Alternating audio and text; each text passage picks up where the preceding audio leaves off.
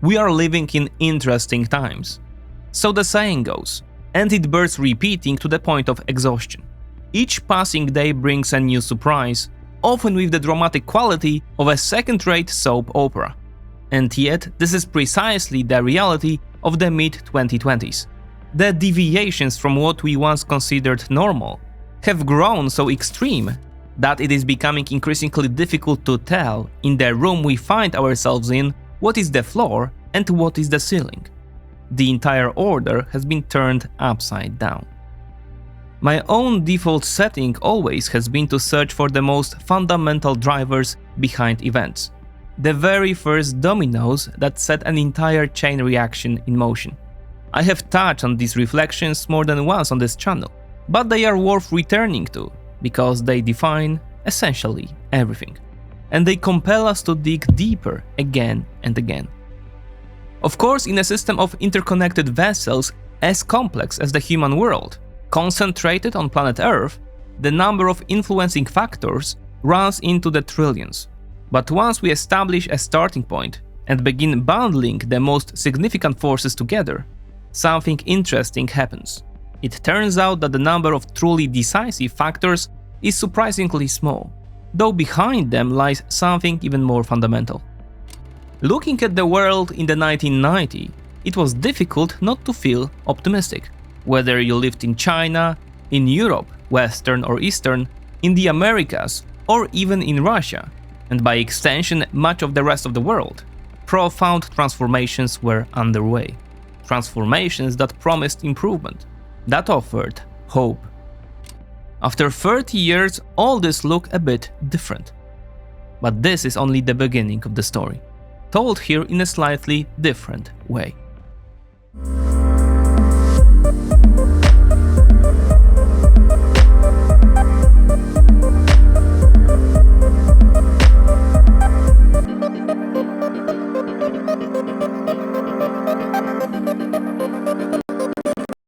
The liberal, rules-based international order was winning. It was a world meant to embody freedom, human rights, and the free flow of trade and communication. A world that was supposed to help each of us become a better version of ourselves, or at the very least, not place artificial barriers in our way. Everyone wanted to belong to it, though in some places people couldn't even admit that publicly. And there was one place that stood at the very core of this idea. Everyone watched American movies. Bruce Willis, Tom Hanks, Robin Williams. Everyone wore American clothes, or wanted to. Everyone used American Windows or an iMac. Everyone drank Coca-Cola and ate Big Macs. America was the champion of globalization and the liberal order. America was winning. But the world has a way of never standing still. Once given conditions are constantly redefined. The only constant is change. America was winning, but everyone wanted to win, and above all, China. The rest of this story is familiar to all of us, so I won't dwell on it at length. The transfer of manufacturing to China, higher margins for the American elite, the build-up of Chinese power, and the degeneration of lower and middle classes in the United States. This dynamic both enabled China's rise and, through America's own internal social tensions, paved the way for Donald Trump's ascent to power. What caused this? Greed, a failure of foresight, or a deliberate choice to look the other way, on the part of the American plutocracy as a whole. This lack of control, over the span of just 3 decades, led us to the largest war in Europe in generations. Yes, indirectly it is also a consequence of this process, something that can be demonstrated through a clear chain of logic. And this led to the degeneration of what was once the world's stronghold of freedom, America itself. From a global champion of values, it has shifted into the role of a schoolyard bully, seeking to extract tribute from others, while insisting that it is doing so for their own good. But Europe was not much better. The 1990s brought the first accessions of Eastern European states to NATO, alongside their preparations for joining the European Union, processes that culminated en masse in 2004 and 2007. Europe too, perhaps even more so, spoke in lofty language about mutual respect, development, freedom, and fraternity. And yet, here as well, the entire project was destined to gradually degenerate. We, Poles, largely because of our history, have a tendency to blame Germany for lots of things. And while I make a conscious effort not to fall back on this, often cheap explanation at every opportunity, it is simply impossible, if one aims to be fully objective, not to be profoundly critical of the actions of the Federal Republic in the last 3 decades. Critical both from the standpoint of Germany's own national interest and from the standpoint of Europe as a whole. Germany, together with France, created an instrument, the European Union. Properly played, it could have elevated them into the same league occupied today by the United States and China. In fact, given the existing potential, Europe could have stood at the very top of the podium. Instead, Europe is now often seen as a geopolitical pushover and repeatedly confirms this image through its actions. A pushover that today is searching for an idea of what it wants to be and still failing to find one. Why am I so critical of Germany? Yes, because Berlin built the Nord Stream pipelines, openly undermining pan-European cohesion. Yes, because by blindly transferring production and know-how to China, Germany helped build Beijing's technological power while simultaneously constructing its own competitive nemesis. Yes, because Energiewende was a fundamentally terrible policy, and shutting down nuclear power plants amounted to an act of state sabotage. And even these are not Germany's greatest sin. So what is it then? The present state of Europe. Yes, everything mentioned earlier contributed to this outcome, but the most destructive factor was the use of the European platform to pursue narrow national and at times outright nationalist objectives. When Donald Trump steps out and says he wants Greenland, at least everyone understands what he's after. The intent is explicit. But when you push treaties and policies while feeding a narrative often through paid lobbyists that they are designed for the common good, when in reality their primary beneficiary is meant to be Germany at the cost of others, you are actively destroying the very concept of the European Union. And if, on top of that, you pursue flawed domestic economic policies, their consequences are inevitably exported across the entire continent. This is Berlin's greatest sin. For the European Union to succeed, Germany would have had to do the opposite of what it actually did, the opposite of what its old instincts dictated. Instead of playing a zero-sum game and winning at the expense of other European nations, it should have shaped the board in a way that produced a positive-sum game. Germany should have positioned itself as the guarantor of the system, without arrogating to itself the majority of power. Only then would accusations of double-dealing have been reduced, and real political decisions would have aligned more closely with the needs of the entire collective, rather than just its core. Why is this Berlin's responsibility and not Amsterdam's or Vienna's? Because in a structure as large and internally divided as the European Union, meaningful initiative must come from the largest player. Lithuania, Croatia, or Denmark cannot force such a shift, but Germany can. If Germany, and to a certain extent France as well, had intentionally refrained from using the European Union as a tool to advance their own interests within Europe, could the Union have become a vehicle that genuinely combined Europe's collective potential? And paradoxically, the greatest beneficiaries of such a transformation would have been the largest states themselves, Germany and France. In fact, to some degree, this logic was applied. The cohesion funds transferred from wealthier EU countries to the eastern part of the continent were not acts of moral charity. Strengthening weaker economies increases their purchasing power, allowing them to buy, among other things, Western products.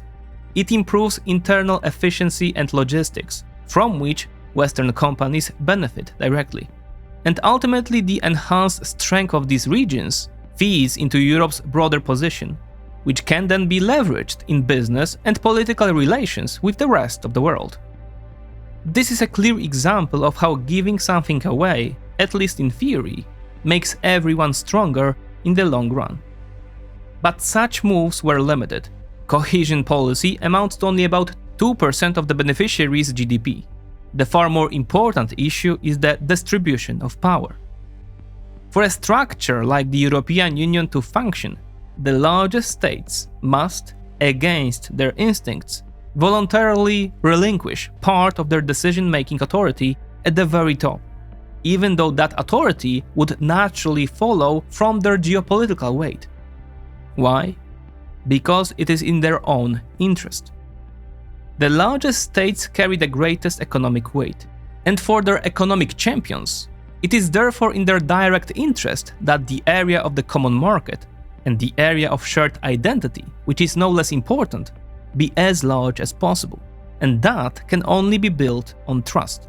And trust is not created by claiming even greater power, but by voluntarily relinquishing part of it. When smaller states see that the largest players, in the name of a shared project and a shared future, are willing to invest so much that they are voluntarily give up a portion of their power, the entire system takes on a completely different dynamic. Of course, this does not mean relinquishing power to the extent that tomorrow the European Union would be governed, no offense intended, by Maltese, Slovaks or Latvians. What matters is the direction of travel, and there the trend has been the opposite. Compared to the Treaty of Nice in 2003, the Lisbon Treaty of 2009 strengthened the power of Berlin and Paris by altering decision-making mechanisms in a way that now favor larger populations and coalition-building capacity. The two strongest capitals became even stronger, and worse still, failed to use this shift for the good. Instead, it was used to the detriment of both themselves and the rest of Europe. Will we see a reversal of this trend in the future? But let's return to the main thread. We eventually arrive at China. Can one be critical of China's desire to escape poverty, of its effort to erase the memory of the century of humiliation? Not at all. It was, and in part still is, a story of extraordinary success, perhaps the greatest in human history.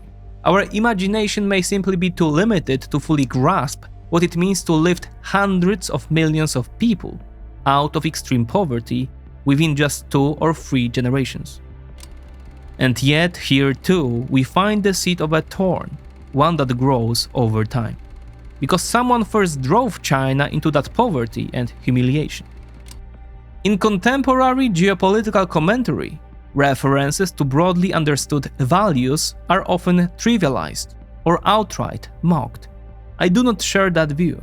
Values are in fact the foundational bedrock of geopolitics, when understood as an analysis of the physical world humans inhabit. Let's take a straightforward example: Ukraine. In the first days of the war, Ukraine was widely written off, left for dead. Recently, Mateusz Morawiecki, Polish PM at the time, confirmed that both Paris and Berlin argued in the very first hours of the invasion that Ukraine should come to terms with its collapse. Ukraine did not collapse, and after 4 years of war, it is still standing firmly. And yet Ukraine's greatest weapon was not javelins, nor later HIMARS. It was the will of the nation, a will fueled by the desire to break away from the values represented by the aggressor, and for Ukraine, however imperfect today, to ultimately become a space embodying entirely different values, far closer to those of the West. For that, people were and still are willing to give their lives. The geopolitical weight of values proved so powerful that it rendered obsolete thousands of geopolitical analyses predicting Ukraine's rapid defeat. And so in reality, the objective of every geopolitical actor is, in practical terms, to enable its citizens to freely realize the values upheld by a given civilization. In the West, we want to be safe, healthy, prosperous, and above all, to have freedom of choice.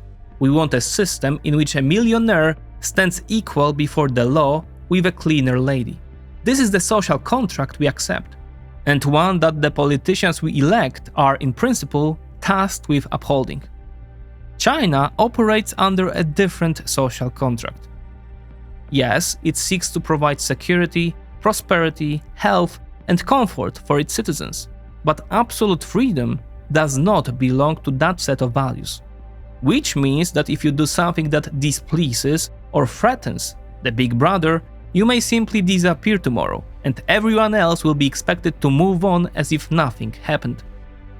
Examples are abundant: mass surveillance, censorship, or in specific historical cases, the one-child policy, which resulted in an estimated 300 million abortions, and a criminal form of social engineering that erased entire family structures, where there are no aunts, no uncles, and we have not even mentioned the Cultural Revolution. That is why, while the Chinese people's pursuit of a higher standard of living deserve recognition and respect, the political system that grew stronger through this process is dangerous to humanity as a whole, especially because it is not a neutral system. The actions undertaken by the Chinese Communist Party toward Taiwan and other international actors demonstrate that sooner or later the CCP will seek to export this system beyond its borders. Even if not through outright annexation, then through absolute economic and political subordination. And so, rewinding the tape, we suddenly find ourselves in a world that bears little resemblance to that of 1990. The United States, still powerful, has begun dismantling the very system it once built, reverting to the law of the jungle. China is vastly stronger than before and uses that strength without hesitation. And the European Union has lost its chance, hopefully only its first, to build a genuine collective. Now instead it searches for euphemisms to describe the actions of the quote, Mad King from across the ocean. What tomorrow will bring, no one knows. Perhaps historians will one day describe this period as a brief aberration, the short reign of the so-called Mad King, after which the system returned to its globalist factory settings. Perhaps we are heading toward an era of quote, fortresses and autarky, as Mark Carney recently warned, in which the major centers of power turn inward and global development slows dramatically. Unfortunately, there is also a scenario that leads to a world war. In theory, we could stop here and say that the current situation is simply the result of processes between the United States, China, and Europe. Processes driven by the basic laws of geopolitics. But does that really explain the state of play we are witnessing today? These so-called fundamental rules of geopolitics are rarely questioned, and in my view, that is a mistake. I do not believe that this is where the true source of the problem lies, the source I mentioned at the very beginning. As we noted earlier, these processes did not emerge out of nowhere. They were driven by corporate greed, by the pursuit of profit, by the desire for absolute power on the part of individuals. Phenomena that, at the level of the individual, are often condemned, but when manifested by large collectives, are treated as normal. Should that really be our axiom? And I am not asking this merely out of virtue signaling or some lofty moralistic appeal detached from reality. Hear me out. We describe our world through measurable data. We track GDP growth over hundreds, even thousands of years. The Madison Project, whose chart you see on the screen, estimates GDP growth for millennia, such as Egypt or France, going all the way back to the year 1 AD. We track life expectancy, which has increased by roughly 2.5 times over the past 250 years. We track technological growth, which has effectively exploded over the past 150 years. As this chart shows, even without accounting for the AI revolution. We track military technology, whose rapid acceleration, especially since the introduction of nuclear weapons, no one can deny. We track the expansion of electricity supply, and many other indicators besides. But there is one chart almost no one ever shows, and it may be the most important of them all. A chart of the growth of human morality. And before anyone accuses me of having completely lost touch with reality, let me be clear. This is a perfectly measurable phenomenon, depending solely on the principles we choose for its measurement. On the screen you can now see what such a chart might look like over the past 4,000 years, taking into account major wars and episodes of mass extermination. And so it is difficult not to notice that the growth of human morality is in fact real. Acts such as the killing of heretics, the murder of disabled children, public executions, or slavery were once widely accepted social norms, at least in certain parts of the world, until relatively recently. Just 100 years ago, a black person was considered by many to be an inferior kind of human being, and women were deemed undeserving not only of the right to vote, but even of a voice within their own homes. For these reasons, the growth of human morality is an empirical fact, and as such, it is also a factor shaping international relations. In this sense, the assumption that people are inherently evil a priori is not justified. Humans placed in utterly hopeless conditions will often revert to primal behaviors, but not always, as demonstrated by the heroism of some victims of concentration camps. That, however, is an extreme condition. What matters here is the broader observation. Homo sapiens in 2026 AD and Homo sapiens in 2026 BC are, on average, morally different beings, and undeniably more advanced today. That said, when compared to other trajectories, GDP growth, technological development, population size, and many others, it is clear that over hundreds, even thousands of years, the curve representing human morality would be far, far flatter. Moral progress as a species has not kept pace with raising wealth, accelerating technology, or expanding population. This imbalance is dangerous in itself, as demonstrated by the invention of the atomic bomb. Military technology advanced so far ahead of moral development that humanity suddenly found itself unsure whether it might annihilate itself entirely. No other animal species has ever faced such a dilemma. Wars, mass suffering, and slaughter function, when viewed through the lens of moral development, as a feedback mechanism. After every great war, people pray that it will be the last, yet the short span of human life, combined with the big distance between decision makers and victims, weakens this mechanism of collective correction. Despite this, the two great wars of the early 20th century produced the longest period without major wars in world history. More than that, this era also delivered phenomena that can clearly be classified as an increase in global morality. Freedom of speech, freedom of religion, mass access to free education, the introduction of minimum wages, implemented across many parts of the world, are real achievements of humanity and direct products of the 20th century. But the further we move away from periods of collective suffering, the more memory fades and all vices return. This is why, in my view, the moral chart has a sinusoidal shape. Each drop corresponds to a great war, a great famine, or a great extermination, followed by a rebound driven by liberation from suffering, renewed hope, and a desire for change. We saw this in the 1950s and the 1960s in the United States and Europe, and in the 1980s in China, following the Maoist Cultural Revolution. Today we appear to be on a downward slope once again, but have we reached the bottom? That remains unknown. Some will say wars have always existed and always will. Perhaps, but returning to empirical evidence, the fact remains that wars are becoming less frequent. This is what the data shows, and the decline would appear even steeper if we measured the number of wars per 1,000 inhabitants. So what conclusions follow from this?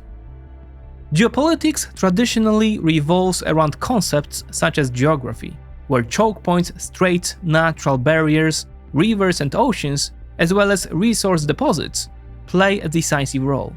Geography therefore defines which places on the world map are best positioned to support large, prosperous societies.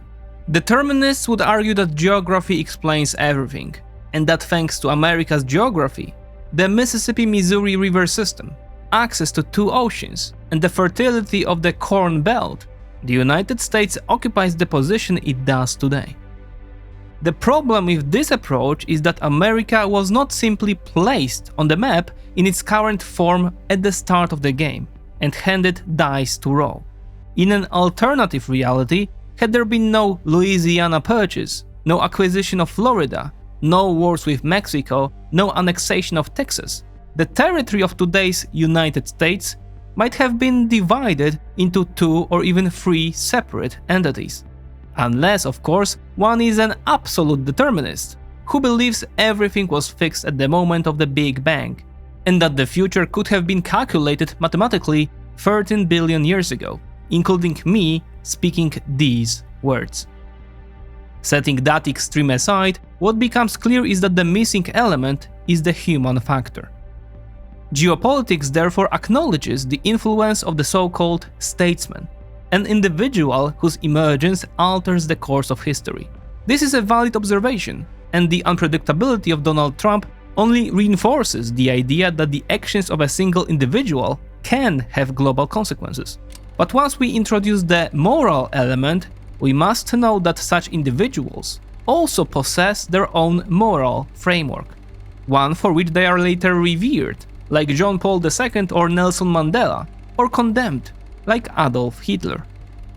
That moral framework, beyond personal predispositions, is shaped by society's culture, by the masses.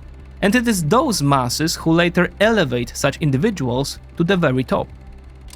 I emphasize this to demonstrate that collective morality is also part of this game, often invisible, yet absolutely fundamental. Meanwhile, the rise or decline of mass morality follows a snowball effect. When conditions improve, societies tend to rise together. When conditions deteriorate, degeneration pulls the masses down with it. People become angry, resentful, and increasingly see enemies everywhere. Their tolerance for brutality grows. We saw this in the late 1930s, when ordinary people, pharmacist, a doctor, a janitor, could, within days, become perpetrators of the worst crimes in places like Majdanek or Auschwitz. To some extent, especially in certain parts of the world, we are witnessing a similar degeneration today. Unfortunately, the outlet for this negative feedback loop is often a large-scale war. We already have one in Europe, and as it turns out, even that war, despite the positive trend observed in the second half of 2022, did not halt this process. On the contrary, it accelerated it through the subsequent rebuilding of the aggressor. Regrettably, the world may need yet another war, or several, to convincingly demonstrate to the human species that war and coercion serve no one, neither economically nor morally. There was a chance for this lesson to be learned during the Russian-Ukrainian war, and theoretically, that chance still exists. But the collective mobilization of the West to punish Russia, to send a strong negative feedback signal, proved insufficient despite the opportunity. In other words, our collective level of moral development also turned out to be inadequate. Why do I assign responsibility collectively rather than individually to politicians? Because a politician is by nature a weather vane. Politicians reflect the rules of the game to which societies have agreed. If collectively we in the West had demanded decisive punishment of Russia, this would have become the key criterion by which political leaders were judged. Failure to meet it would have meant removal from power, creating a direct incentive to act. This is the modus operandi of any functioning democracy. Of course, this pressure varied across different parts of the West. In Eastern Northern Europe, it was strong, and despite conciliatory propaganda, it remains strong. But collectively, across the West as a whole, such a consensus never emerged. What would such a consensus look in practice? For example, Western societies would have no problem with voluntarily taxing themselves at the level of 1 to 2% of GDP to finance Ukraine's defense. At the individual level, For someone earning $4,000 a month, that would mean roughly $40 per month. That would have been more than enough. And yet, for some, national colors and tribal divisions still matter more than resisting systemic aggression, let alone acknowledging that doing so is simply the pragmatic choice. The growth of human morality, therefore, has an unfortunate characteristic. It is slow and uneven, especially when compared with economic and technological progress. In other words, a human fighting with sticks is not morally worlds apart from one wielding thermonuclear warheads. And yet, as I noted earlier, the 20th and 21st centuries, despite the hecatomb of the Second World War, or perhaps because of it, produced many genuinely positive developmental breakthroughs. These are visible even on this chart. Someone may ask, what then can we do to change this situation? The problem is that there is very little that can be done at a systemic level. Perhaps with the exception of a healthy education system for children. Morality cannot be systematized. You cannot roll out a program and collectively raise it. Attempts to do so amount to utopian thinking, very much in the tradition of the communists. Movements that carry banners proclaiming equality and justice often fail to bear that burden. Their leaders frequently struggle with profound personal pathologies of their own, meanwhile trying to, quote, save the world. And so such movements tend to degenerate, sometimes dragging millions of victims down with them. Another example is the instrumentalization of morality, using it irrationally as a tool. A case in point is the migration policy of the broader West. What was presented as virtuous in narrative terms often functioned in practice as a concealed method of lowering domestic labor costs, at the expense of social stability and of citizens themselves. In short, morality was weaponized. That is why I want to make one reservation in advance, anticipating part of the inevitable criticism. The morality I'm describing is not blind morality. It is morality adapted to the conditions of the contemporary world, morality tempered by wisdom. We can agree that, a priori, all human beings are equal, while at the same time rejecting the destabilization of societies through excessive immigration from culturally incompatible regions, or the deliberate destruction of constructive relations with a hegemon through ostentatious attacks on its leadership. Yes, I mean the US and Trump. That is not morality, that is foolishness. True morality is profoundly individual, a product of one's own conscience, and therefore inherently elusive. That is why, at the most basic level, whether you throw a piece of paper into a trash bin or onto the street genuinely does matter for the fate of the world on the elementary level. Only on that foundation does it become possible to build societies, and by extension, a world capable of restraining humanity's most primitive instincts and making sound, moral decisions that often run counter to immediate impulses but serve the common good. And this is not merely theoretical. Such examples already exist. Take Norway. Norwegians could have enriched themselves through their hydrocarbon discoveries, divide the spoils among a few clans, build oligarchic rule, install an autocrat, and for a time it would work. Venezuela and Russia offer clear precedents. Perhaps a few neighboring states would even fear them, and global headlines would mention the name of a Norwegian tyrant, far more often than they do today with Norway's PM. And yet this Nordic nation found both wisdom and moral restraint.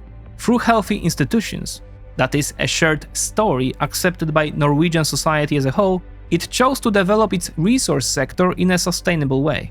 The result was the creation of the world's largest sovereign wealth fund, valued at roughly $2.1 trillion. It enabled one of the highest GDP per capita globally, around $90,000 per year. It made possible free education at all levels, universal and high-quality healthcare, an extensive system of family benefits including long paid paternal leave, and childcare support, a generous social security system covering unemployment benefits, disability support, and pensions, as well as strong labor market institutions, built on social dialogue and low income inequality. And let's not forget that Norway is also among the most committed supporters of Ukraine's war effort, despite the fact that several other countries lie closer to the direct threat of Russian aggression. And let me preempt one obvious counter-argument, that quote, any country could have done this if it had such oil and gas resources. First, no, it could not, as numerous examples demonstrate. Two already mentioned, Russia and Venezuela. Others include Nigeria and Iran. Second, Norway is not the only positive case. There are others, particularly among the Nordics, Denmark, Sweden, Iceland and Finland, whose societies are nearly as wealthy and egalitarian. It is the North that today represents the pole of state-level morality, if such a term may be used at all. And finally, so as not to end on a pessimistic note, let's remember we are still on upward curve. The world continues to move forward, and so does human morality. Even if we are currently experiencing a phase of regression, we will inevitably return to a path of growth.